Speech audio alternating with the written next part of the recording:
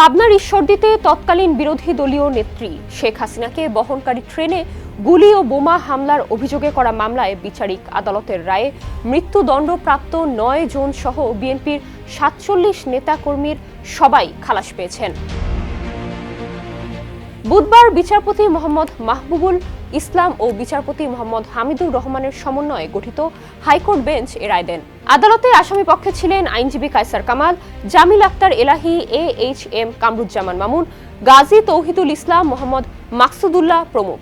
রাষ্ট্রপক্ষে শুনানিতে ছিলেন deputy attorney general Mohammad Mujibur Rahman.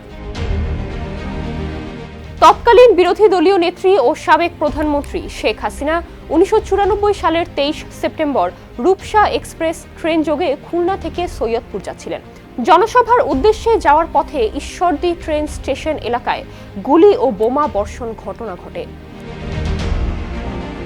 এ ঘটনায় ঈশ্বরদী জিআরপি থানার তৎকালীন ভারপ্রাপ্ত কর্মকর্তা নজরুল ইসলাম বাদী হয়ে ওই দিনই বিএনপি নেতা জাকারিয়া পিন্টু সহ তার নেতৃত্বে মামলার অন্যান্য আসামিদের বিরুদ্ধে হত্যা চেষ্টা মামলা দায়ের করেন।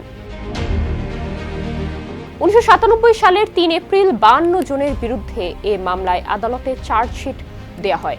২০১৯ সালের ৩ জুলাই জাকারিয়া পিন্টু সহ ৯ জনকে মৃত্যুদণ্ড দেন আদালত। পাশাপাশি ২৫ জনকে যাবজ্জীবন কারাদণ্ড এবং ১৩ জনকে ১০ বছর মেয়াদের কারাদণ্ড দেয়া হয়। মৃত্যুদণ্ডপ্রাপ্ত আসামিদের ডেথ রেফারেন্স হাইকোর্টে পাঠানো হয়। পাশাপাশি খালাস চেয়ে আপিল করেন আসামিরা। ৩০ জানুয়ারি উভয় পক্ষের আবেদনের শুনানি শেষে রায়ের দিন ধার্য করেন হাইকোর্ট। নুসরাত জাহান, সমকাল।